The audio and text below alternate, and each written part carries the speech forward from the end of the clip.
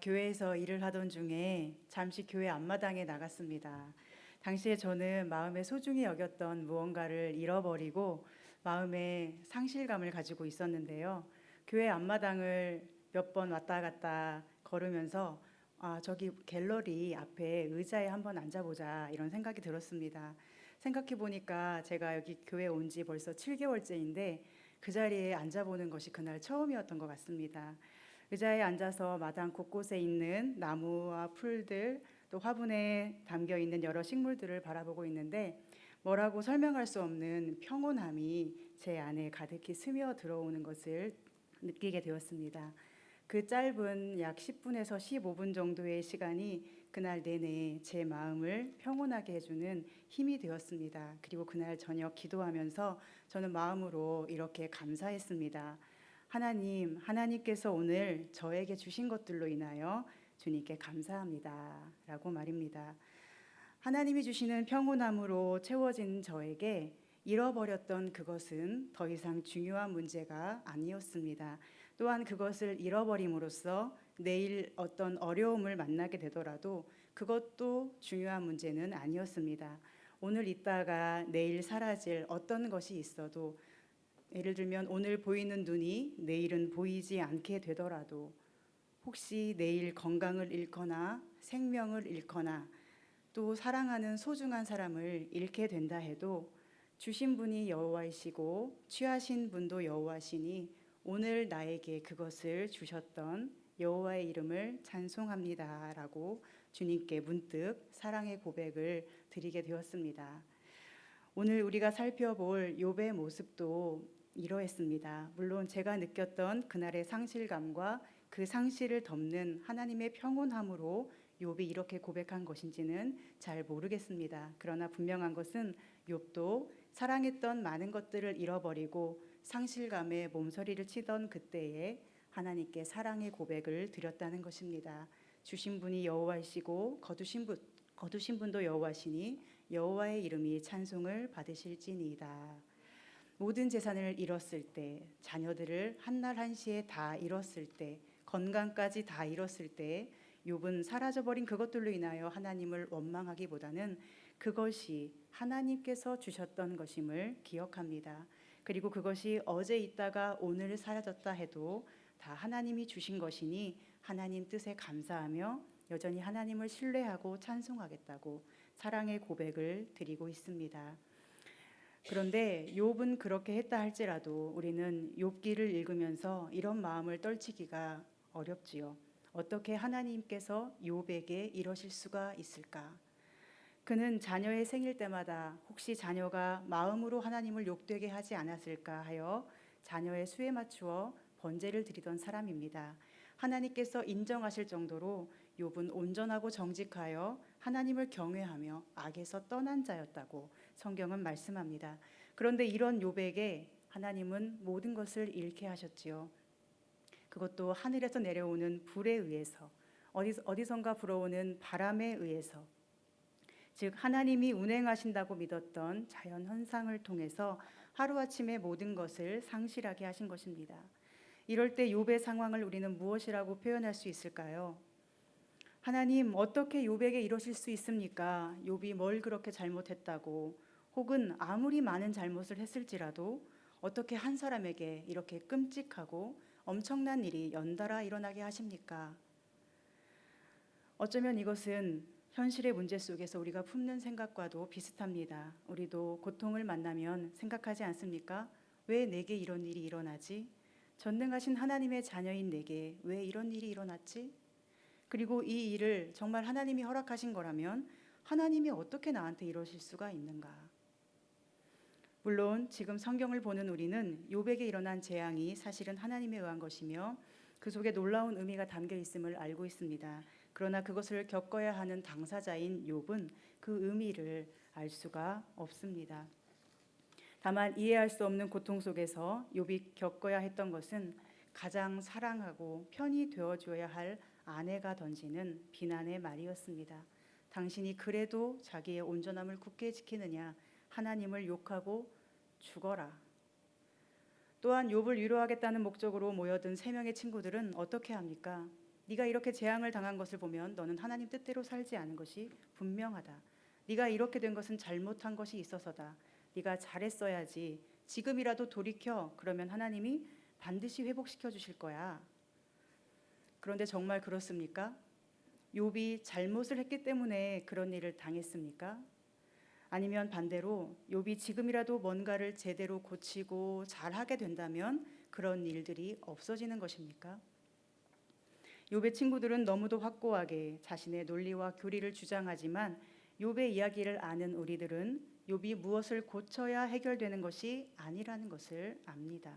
욥이 무엇을 잘못했기 때문이 아니라 욥이 알지 못하는 하나님의 뜻이 있다는 것을 지금의 우리는 알고 있습니다. 그런데 그 뜻이 도대체 무엇이란 말입니까? 욥은 도무지 알 수가 없었습니다. 물론 친구들이 하는 말은 다 옳았습니다. 하지만 그 말을 듣는 욥은 너무 억울합니다. 친구들이 욥에게 어떤 것이 죄악이고 어떤 것에 대해서 하나님이 재앙으로 갚으시는가에 대해서 하나하나 열거할 때마다 욥은 너무 이상했을 것입니다. 그래, 나도 알아. 나도 그런 것이 잘못이고 죄악인 걸 알아. 하지만 난 너희가 말하는 그런 악한 행동을 한 적이 없는데, 나는 하나님 마음에 맞게 살아보려고 너무나 애를 써왔는데. 친구들과의 대화가 이어질수록 욥의 마음속에 들어오는 것은 하나님에 대한 의문이었습니다. 그리고 자꾸만 억울해지는 마음이 욥을 괴롭혔습니다. 그래서 욥은 친구들에게 변론합니다. 그래, 너희들 말대로 내가 잘못한 일이 혹시 있다 하자. 그런데 그런 잘못을 나만 한 것이냐? 나만 이렇게 큰 고통을 당할 만큼 잘못한 것인지 나는 정말 모르겠구나. 욥의 말이 맞지 않습니까? 욥이 정말로 잘못한 만큼의 재앙을 당하는 것이라면 욥은 세상에서 가장 나쁜 사람이 분명할 것입니다. 가장 나쁜 짓을 많이 했기 때문에 가장 재앙을 당한다는 논리입니다. 그런데 욥은 아무리 생각해도 그렇게 나쁜 짓을 많이 하지 않았습니다. 오히려 욥은 적극적으로 선을 행하는 사람이었습니다. 그래서 욥기는 거의 40장에 이르도록 욥이 친구들과 변론하고 억울해하고 고통 속에서 하나님의 뜻을 찾아 계속 헤매는 모습을 보여주고 있습니다. 욥기 23장 8절과 9절은 이러한 욥의 마음을 이렇게 표현합니다. 내가 앞으로 가도 그가 아니 계시고 뒤로 가도 보이지 아니하며 그가 왼쪽에서 일하시나 내가 만날 수 없고 그가 오른쪽으로 돌이키시나 배울 수 없구나. 하나님이 안 계신 것 같습니다. 하나님이 안 보입니다. 해결책이 안 보입니다. 왜 이런 일이 일어났는지도 모르겠습니다. 문제가 생길 때 여러분은 무엇을 생각하고 무엇을 고백하십니까? 하나님이 안 보이고 해결책도 안 보입니다. 물어볼 사람도 없습니다. 그리고 물어봐도 별 도움이 안 됩니다. 그래서 때로는 그냥 죽으면 좋겠다고 생각하기도 하지요. 그래서 문제를 죽을 듯이 겪어내기보다는 그냥 죽는 편을 택하는 사람도 너무나 많이 있습니다. 그런데 하나님은 욥을 통하여 우리에게 이것을 물으시는 것 같습니다. 돈, 건강, 사랑하는 사람을 잃었을 때 너는 무엇이냐? 사람들이 너를 비난하고 네가 쓸모없게 여겨지며 네가 할 수 있는 것이 전혀 없다고 느껴지고 아무도 너를 사랑하지 않는 것 같아 죽는 것만이 모든 것의 해결책이라고 느껴지는 바로 그때 너는 무엇이냐? 욥은 모든 것이 풍족할 때 자신이 의롭다고 생각했습니다. 그리고 실제로 그는 의롭게 살았습니다. 가난한 자를 돌보고 배려하고 어려운 사람을 보면 그냥 지나치지 못하는 선량한 마음의 사람이었습니다. 욥을 아는 사람은 굶어 죽지 않을 수 있었고 하나님 보시기에 죄라고 생각되는 것은 도저히 할 수 없는 좋은 사람이 욥이었습니다. 그런데 그가 돈도 없어지고 건강도 잃고 사랑하는 자녀가 다 죽고 그 크나큰 상실감 속에서 아내에게조차 비난받을 때, 또 옆에 있는 사람들이 온통 정죄하고 부끄럽게 만들었을 때, 정말로 아무것도 남지 않고 다 잃어버렸을 때 그는 누구였습니까? 그는 정말 의로운 자였습니까? 그는 정말 하나님만 의지하는 자였습니까? 그는 정말 하나님과 동행함으로 만족하고 하나님만으로 충분한 사람이었습니까? 사탄은 욥이 안 그럴 거라고 예상했습니다. 욥에게서 모든 것을 거두어 가시면 욥은 즉시 하나님을 욕하고 떠날 거라고 말했습니다. 그러나 하나님은 모든 것이 사라져도 욥만은 하나님 당신을 사랑할 것이라고, 내 종 욥은 그래도 나를 사랑할 것이다 라고 자신 있게 욥을 사탄 앞에 내어 놓으십니다. 그 결과는 어떻습니까? 욥은 모든 것을 잃었을 때 누구였습니까? 모든 것을 잃었을 때 욥은 더 이상 가난한 자를 배려할 수도 없고, 아픈 사람을 돌보아 줄 수도 없고, 자신과 가족이 지은 죄를 씻기 위해 제사 드릴 여유도 없습니다. 다른 사람의 마음을 헤아릴 여유도 없고, 다른 사람의 비난을 여유 있게 웃어 넘기지도 못합니다. 그것이 욥의 실존이었습니다.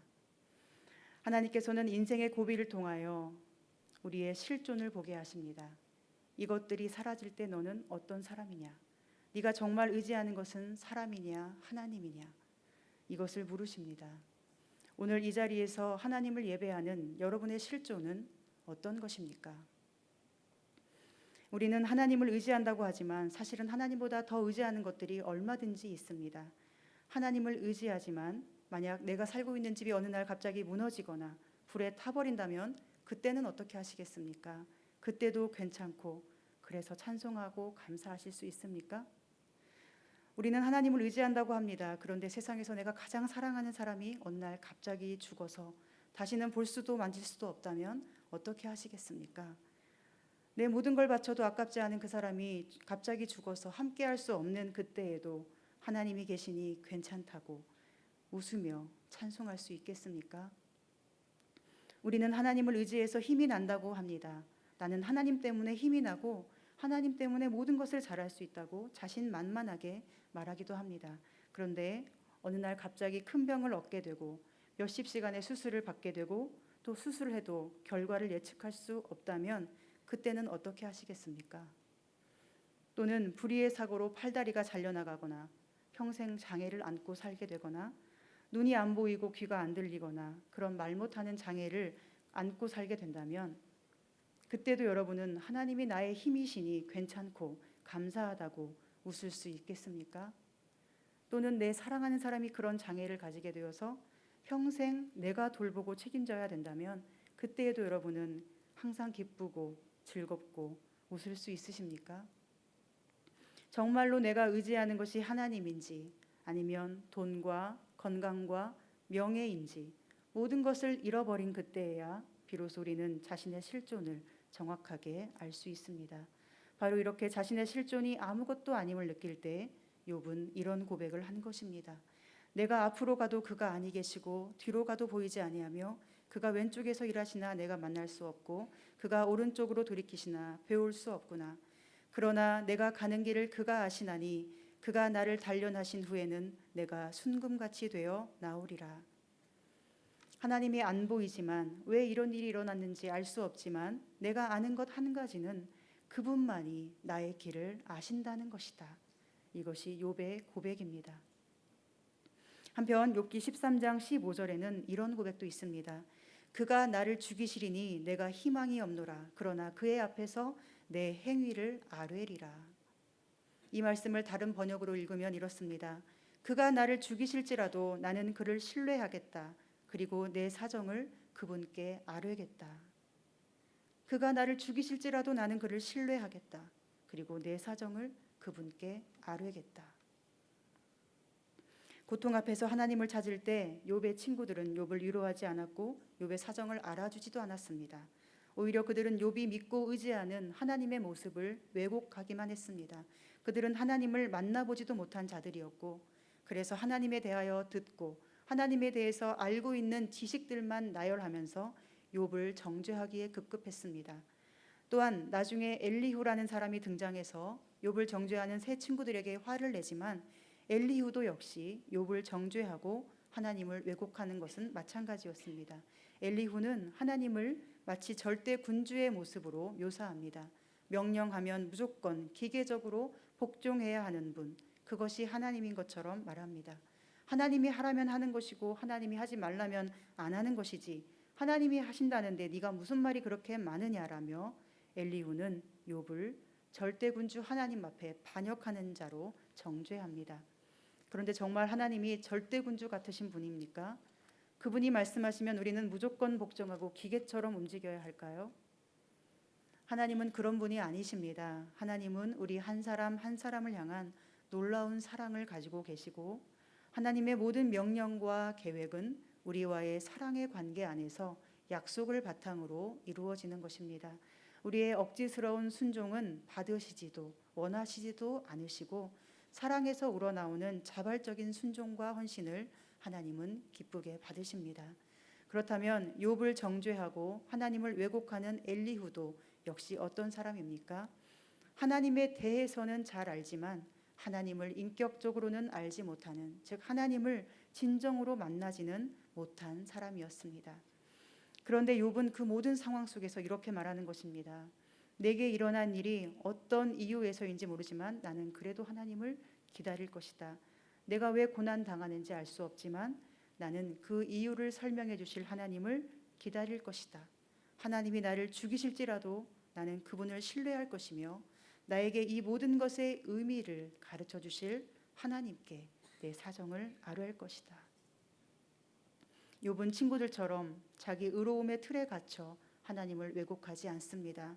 또한 엘리후처럼 절대군주의 형상으로 하나님을 왜곡하지도 않습니다. 다만 내 사정을 아뢰을 때 들어주실 하나님, 그 하나님을 기다리고 또 기다립니다. 죽을 것 같은 고통을 느끼면서도 욥은 하나님을 구합니다. 이전에 많은 것을 누렸을 때보다 아무것도 없는 지금 훨씬 더 강한 열망으로 하나님을 구합니다. 이전에 좋은 사람이라고 칭찬받을 때보다 지금 옆에 있는 모든 사람에게 나쁜 사람이라고 비난당하는 지금, 아무것도 가진 것이 없는 지금, 그는 하나님을 더 간절히 찾게 된 것입니다. 그런데 하나님을 찾고 기다리는 시간은 생각보다 길어졌습니다. 자녀를 잃은 고통은 한순간인데 그 고통 속에 하나님을 기다리는 시간은 너무도 길었습니다. 이것은 마치 우리에게 고통이 찾아올 때 그것을 해석하고 받아들이는 데 걸리는 시간이 훨씬 긴 것과도 같습니다. 우리에게 어떤 일이 생겼을 때 그것 때문에 잠 못 이루고 고민하고 억울해하는 시간은 그 사건 자체보다 훨씬 더 길고 강하게 우리를 괴롭히지 않습니까? 욥에게도 그것은 마찬가지로 길고 어둡고 너무도 힘든 시간이었습니다. 그러나 그 길고 긴 고통의 시간이 지난 뒤 수많은 의심과 변명과 정죄와 비방의 반복이 다 지나가고 때가 되었을 때 하나님은 어느 날 욥에게 나타나십니다. 하나님께서 드디어 욥에게 나타나 말씀하십니다. 무지한 말로 생각을 어둡게 하는 자가 누구냐? 그렇게 하나님은 욥을 만나 주시고 하나님을 만난 욥은 오늘 본문 3절에서 이런 고백을 하지요. 무지한 말로 이치를 가리는 자가 누구니이까? 나는 깨닫지도 못한 일을 말하였고 스스로 알 수도 없고 헤아리기도 어려운 일을 말하였나이다. 또한 5절에서는 내가 주께 대하여 귀로 듣기만 하였사오나 이제는 눈으로 주를 배움나이다 라고 고백합니다. 하나님을 만났을 때 그는 그동안 의롭게 살아온 자신이 실상은 하나님에 대하여 듣기만 한 자였음을 고백합니다. 아무것도 남지 않은 그 실존의 현장에서 하나님을 만나고서야 비로소 욥은 하나님을 눈으로 보았다고 고백하고 있습니다. 그리고 하나님을 만난 욥이 가장 먼저 한 일은 무엇입니까? 그것은 바로 회개였습니다. 그러므로 내가 스스로 거두어드리고 티끌과 제 가운데에서 회개하나이다. 하나님을 만난 욥은 더 이상 자신을 의롭다고 변호하지도 않고 뭔가를 알아달라고 요구하지도 않고 그저 하나님 앞에 아무것도 아닌 자신의 실존을 보며 철저히 회개합니다. 그런데 여기서 중요한 것은 욥이 무엇을 회개했을까요? 욥은 무엇을 회개했을까요? 친구들이 그토록 주장하듯이 재앙을 당할 만큼 잘못한 죄들을 낱낱이 생각해내고 회개했을까요? 아니면 엘리후가 주장했듯이 하나님의 명령 앞에 반역한 자신을 회개했을까요? 아마도 욥의 회개는 이런 것이 아니었을까요? 내가 하나님만으로 이제야 만족합니다. 내게서 모든 것이 다 사라진 지금, 그러나 하나님을 눈으로 배울 수 있는 지금, 나는 하나님만으로 충분함을 느낍니다. 그는 하나님만으로 충분하지 못했던 자신을 회개합니다. 그리고 이제야 비로소 하나님을 만납니다. 하나님을 눈으로 배웠고 온몸으로 하나님을 느낍니다. 그리고 하나님은 하나님을 만나 회개하는 욥에게 모든 것을 회복시켜 주십니다. 10절 이후에 보면 하나님은 재산도 건강도 자녀까지도 원래보다 더 풍성하게 갑절로 회복시키셨다고 말씀합니다. 그러나 아무리 갑절로 풍성해졌다 한들 하나님을 만나고 하나님만으로 충분해진 욥에게 그런 것이 더 이상 무슨 의미가 있겠습니까? 그런 것들은 더 이상 욥을 설명할 수 있는 것도 아니고 욥의 실존은 더더욱 아니었습니다. 그것들은 단지 욥을 둘러싼 껍데기였을 뿐 욥에게는 이제 그런 것은 있든지 없든지 많든지 적든지 더 이상 아무 의미가 없는 것이 되었습니다. 하나님은 회개한 욥에게 처음보다 2배로 더 풍성히 채우시지만 그 풍성함은 더 이상 욥의 마음을 채우지 못합니다. 욥은 이미 하나님으로만 풍성하게 채워졌기 때문입니다. 오늘 하나님 앞에 나아가는 우리의 참된 회개는 무엇이어야 할까요? 무엇을 잘했고 잘못했고 무엇을 했고 안 했고 이런 차원의 회개가 아니라 하나님만으로 만족하지를 못하는 우리의 비참한 실존을 회개해야 합니다. 이런 것이 사라졌다고 우는 우리의 실존, 하나님만 의지한다고 하지만 실상은 의지할 것들을 하나라도 더 덧붙이려는 우리의 실존을 회개해야 합니다. 하나님께 가기 위해서는 다른 모든 것들을 버려야 하는데 그것을 여전히 붙잡고 놓지 못하고 그래서 하나님께로 가는 발걸음을 자꾸만 머뭇거리는 우리의 실존을 정직한 마음으로 회개해야 합니다. 한편 우리는 아무리 고통 중에라도 다른 사람을 위하여 특히 우리를 고통의 한가운데 파묻히게 만든 사람일지라도 그들을 위하여 기도해야 합니다. 다른 사람을 위해서 특히 자신을 아프게 한 사람을 위해서 기도하는 것은 하나님을 눈으로 배웠고 그분을 만난 자들의 은혜이며 특권입니다. 욥을 만나주신 하나님은 아직 욥이 회복되기 전에 아무것도 회복되지 않고 모든 것을 잃어버린 그 상태였을 때 바라시는 것이 있었습니다. 그것은 바로 욥이 친구들을 위해서 자신을 정죄한 친구들을 위해서 기도하는 것이었습니다. 하나님은 욥을 하나님만으로 충만하게 채우신 후에 욥의 친구들에게 이렇게 말씀하십니다. 42장 8절입니다. 너희는 내 종 욥에게 가서 너희를 위하여 번제를 드리라. 내 종 욥이 너희를 위하여 기도할 것인즉 내가 그를 기쁘게 받으리니. 이것은 무슨 의미일까요? 욥이 너희를 위해서 기도하지 않는다면 나는 너희를 받지 않는다고 하시는 것입니다. 욥의 번제와 기도가 아니면 나는 너희를 받지 않는다. 다만 내 종 욥이 너희를 위해 기도하면 나는 욥을 기쁘게 받겠다 하시는 것입니다. 하나님은 욥에게 자신을 정죄한 친구들을 위해 기도하라고 요청하십니다. 그런데 그 기도는 친구들을 위한 기도가 아니라 사실은 욥을 위한 기도였습니다.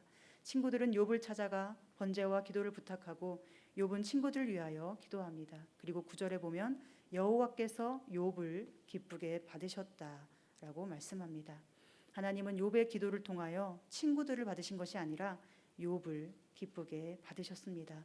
그리고 그 후에 하나님은 욥의 모든 것을 회복시켜 주셨다고 10절은 말씀합니다.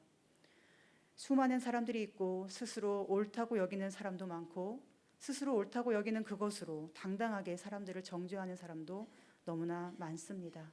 하지만 하나님이 실제로 기쁘게 받으신 사람은 욥 한 사람뿐입니다. 친구들은 욥에게 틀렸다고 했지만 하나님은 욥만을 기쁘게 받으셨습니다.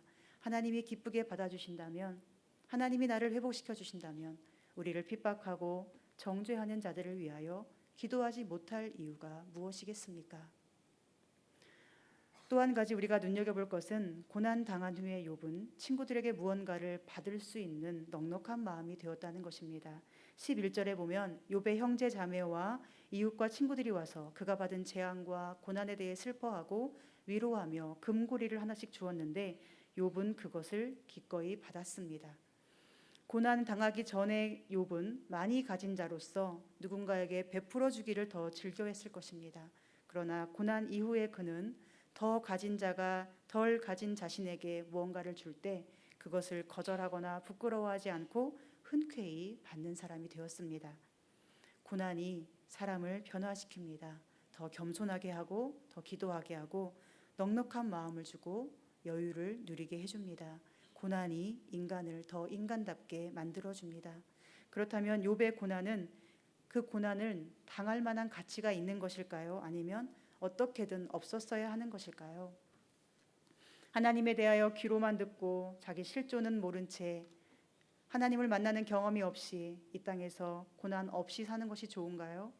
아니면 고난을 겪어도 그 속에서 자신의 실존을 보고 하나님을 직접 만나 배웠고 하나님으로 충분해지는 것이 좋은 것일까요?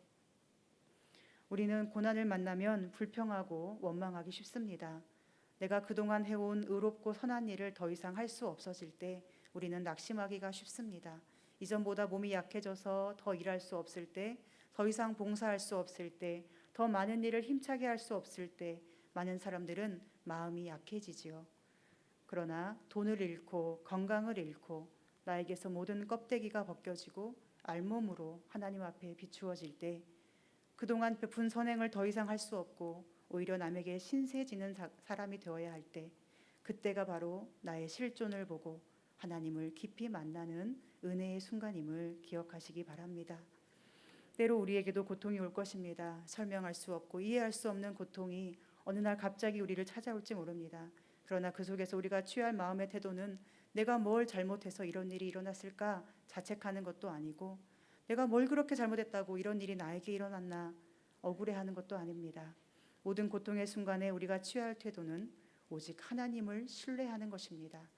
그가 나를 죽이실지라도 나는 그를 신뢰하겠다고 하는 욥처럼 그가 나를 단련하신 후에는 내가 순금같이 되어 나오리라고 고백한 욥처럼 이 모든 일을 일어나도록 허락하신 하나님의 뜻을 알 수는 없지만 그럼에도 나는 하나님을 신뢰하며 기다리며 하나님만으로 만족하는 자가 되기를 끊임없이 간구해야 합니다. 고통이 찾아올 때 그 기억은 아무리 없었던 일로 여기려고 해도 사라지지 않을 것이고 그 고통의 해석은 너무도 길게 우리를 괴롭힐 것입니다. 욥도 그랬죠. 아이들이 죽은 것은 한순간이었지만 그 아이들을 대신할 다른 자녀들을 낳기까지는 아주 많은 시간이 흘러야 했습니다. 그러나 언젠가 하나님이 원하시는 때가 되면 하나님이 나타나시고 말씀하시고 모든 것을 회복시켜 주실 것입니다. 하나님이 모든 것을 회복시켜 주실 때까지 우리가 할 일은 하나님만으로 충분해지는 것입니다. 바로 오늘 이 시간 하나님이 내게 주신 것들을 하나하나 헤아리며 그 모든 것을 주신 하나님을 찬송하십시오. 주신 이도 여호와시요 거두신 이도 여호와시니 오늘 내게 주신 것에 감사하며 혹시 내일 그것이 사라진다 해도 여전히 나와 함께 하시는 하나님으로 인하여 감사할 수 있다고 하나님만으로 나는 충분하다고 그렇게 온 마음을 다해 하나님께 사랑을 고백할 수만 있다면 하나님은 그래 넌 나만 보고 죽도록 고생만 해라 하시는 분이 아니라 언젠가 우리가 하나님만 선택함으로 받는 그 고통의 현장에서 눈물 흘리고 슬퍼하고 아파하는 우리를 찾아오셔서 안아주시며 모든 눈물과 슬픔과 한숨이 변하여 찬송과 기쁨과 영광이 되게 해주실 것입니다. 우리 하나님은 선하시고 인자하신 분이십니다. 이러한 하나님의 은혜로 인하여 우리의 모든 고통이 기쁨과 찬송과 영광으로 변화되기를 간절히 소망합니다. 기도하겠습니다. 하나님, 고통의 시간 속에서 우리가 할 수 있는 것은 오직 하나님을 바라며 하나님이 내게 오시기를, 그래서 내가 하나님만으로 충분한 자가 되기를 바라는 것뿐입니다. 주님의 뜻을 이해할 수도 없고 설명할 수도 없는 그 모든 해석의 순간 속에 주님 우리를 찾아와 주시고 어루만져 주셔서 고통 속에서 더 아름다운 주님의 사람으로 변화될 수 있도록 도와주시옵소서. 예수님의 이름으로 기도합니다.